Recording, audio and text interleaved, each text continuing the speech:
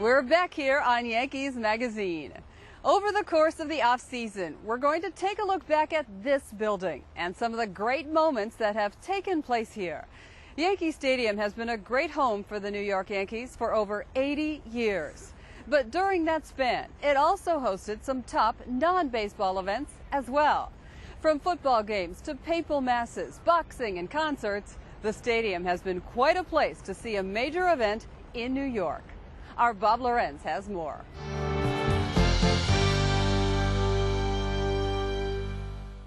Throughout history, there have been certain man-made structures that have defined the hopes, convictions, and creativity of the people they served.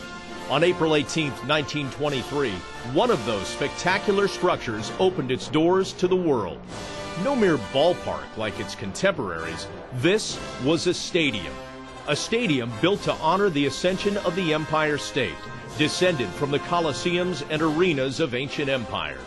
Not only would it become the home of the greatest team in sports history, but it would also host some of the most memorable moments of our time and some of the greatest champions the world has ever known. 3 months after it opened, Yankee Stadium held its first boxing match, and the stadium continued to host numerous historical fights, including the first televised match in 1939. Championship boxing was continually exhibited at the stadium until Muhammad Ali defeated Ken Norton in 1976.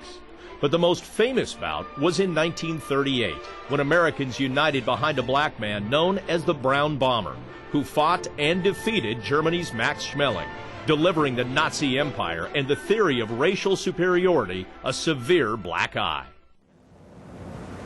Football's greatest games were also played here. In 1928, Knute Rockne led his Fighting Irish to victory over the Army's cadets when he implored his team to win one for the Gipper.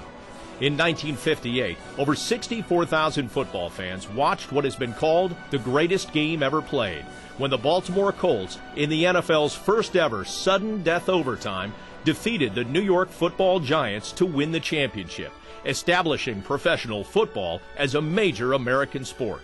Many of football's greatest players came to this address: Gifford, Connerly, Tittle, Rote, Summerall, and Lombardi, to mention just a few. Another type of football called Yankee Stadium home when the New York Cosmos soccer team played here. Leading that team in 1976 was the greatest player of all time, Brazilian national treasure Pelé. The largest crowds at Yankee Stadium have gathered for a different kind of champion, those who championed their faith. Along with massive assemblies of Jehovah's Witnesses, the Cathedral of Baseball has been blessed with a trinity of papal visits. First in 1965, then again in 1979, and last in 2008.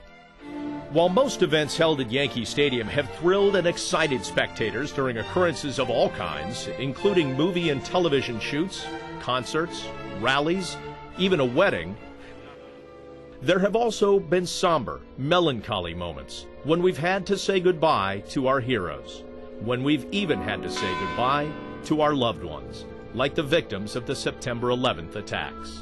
But it was here, after the tears had been shed, that Yankee Stadium became the place where the grieving could find hope, the place where New Yorkers could find pride, where Americans could find resolve.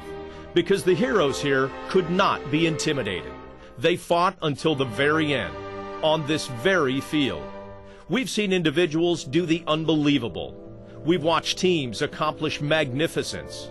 This has been a house of triumph, a venue for inspiration, where thousands have gathered to cheer, hope, believe, and witness. For nearly 85 years, Yankee Stadium has truly been the home of champions.